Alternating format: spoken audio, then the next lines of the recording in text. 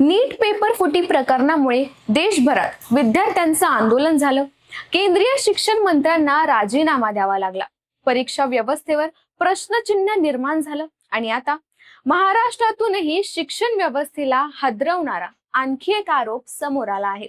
शिक्षणाचं माहेरघर, Oxford of the east म्हणून ओळखलं जाणारं पुण्यातील सावित्रीबाई फुले पुणे विद्यापीठ आणि याच विद्यापीठात लाखो रुपये घेऊन बनावट पदवी प्रमाणपत्र दिलं जात असल्याचं गंभीर आरोप करण्यात आला आहे।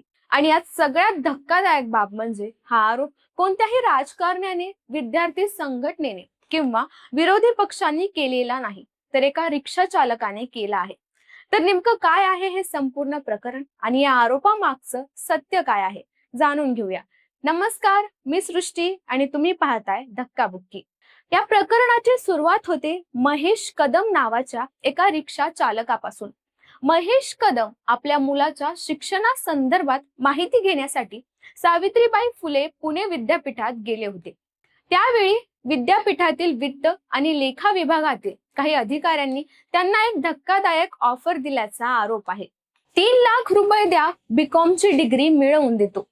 महेश कदम यांच्या आरोपानुसार ही ऑफर विद्यापीठातील अधिकारी रमेश मुखेकर आणि त्यांच्या काही सहकाऱ्यांनी दिली। काही दिवसांनी त्यांना बीकॉमचं पदवी प्रमाणपत्रही देण्यात आलं। पण याच ठिकाणी संपूर्ण प्रकरणाला वेगळं वळण आलं।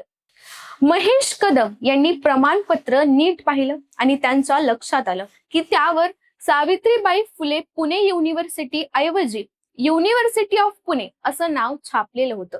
इतकंच नाही तर त्यांना वेगवेगळ्या वर्षांची तब्बल 4 पदवी प्रमाणपत्र देण्यात आल्याचा आरोपही त्यांनी केला आहे आणि यामुळे त्यांचा संशय आणखी बळावला।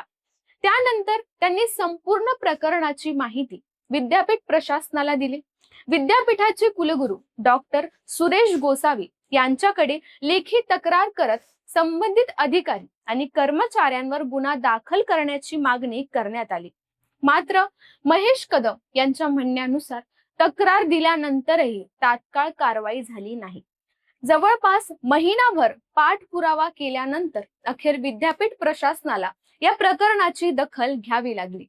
या प्रकरणाच्या चौकशीसाठी आता अंतर्गत समिती नेमण्यात आली आहे। सध्या संबंधित अधिकारी आणि कर्मचाऱ्यांची विभागीय चौकशी सुरू असून चौकशीत आरोप सिद्ध झाल्यास त्यांच्या विरोधात फौजदारी गुन्हा दाखल केला जाऊ शकतो। म्हणजे सध्या हे आरोप आहेत आणि त्याची अधिकृत चौकशी सुरू आहे। अद्याप चौकशी पूर्ण झालेली नाही आणि विद्यापीठ प्रशासनाकडून या आरोपांवर अंतिम भूमिका जाहीर करण्यात आलेली नाही। दरम्यान या प्रकरणावर राजकीय प्रतिक्रिया देखील उमटू लागल्या आहेत। आमदार रोहित पवार यांनी या प्रकरणावर तीव्र नाराजी व्यक्त केली आहे। त्यांच्या म्हणण्यानुसार ऑक्सफर्ड ऑफ द ईस्ट म्हणून ओळखल्या जाणाऱ्या विद्यापीठात जर लाखो रुपये घेऊन बनावट पदवी प्रमाणपत्र दिले जात असतील तर तो विद्यापीठाच्या प्रतिष्ठेलाच नव्हे तर क्रांतीज्योती सावित्रीबाई फुले यांच्या नावालाही धक्का आहे। या प्रकरणाची सखोल चौकशी करून दोषींवर कठोर कारवाई करावी आणि राज्यपाल तसेच कुलपती यांनीही यामध्ये गांभीर्याने लक्ष घालावं अशी मागणी त्यांनी केली आहे। हे संपूर्ण प्रकरण अशा वेळी समोर आलं आहे जेव्हा देशभरात परीक्षा व्यवस्थेचा विश्वासार्हतेवर आधीच प्रश्न उपस्थित होत आहे। एका बाजूला नीट पेपर फुटी, महाराष्ट्रात MPSC परीक्षा आणि MSCETच्या गुणाबाबतचे वाद आणि आता पुण्यासारख्या नामांकित विद्यापीठात बनावट पदवीचं कथित रॅकेट। यामुळे विद्यार्थी, पालक आणि शिक्षण व्यवस्थेबद्दल गंभीर चिंता व्यक्त केली जात आहे। आता या चौकशीत नेमकं काय समोर येतं? खरोखरच विद्यापीठातील अधिकारी या प्रकरणात दोषी ठरतात का आणि दोषी आढळल्यास त्यांच्यावर कोणती कारवाई होते याकडे संपूर्ण राज्याचं लक्ष लागलं आहे। या संपूर्ण प्रकरणाबद्दल तुम्हाला काय वाटतं? तुमचं मत कमेंट करून नक्की कळवा आणि अशाच महत्त्वाच्या आणि सविस्तर विश्लेषणासाठी आमच्या चॅनलला सबस्क्राईब करायला विसरू नका।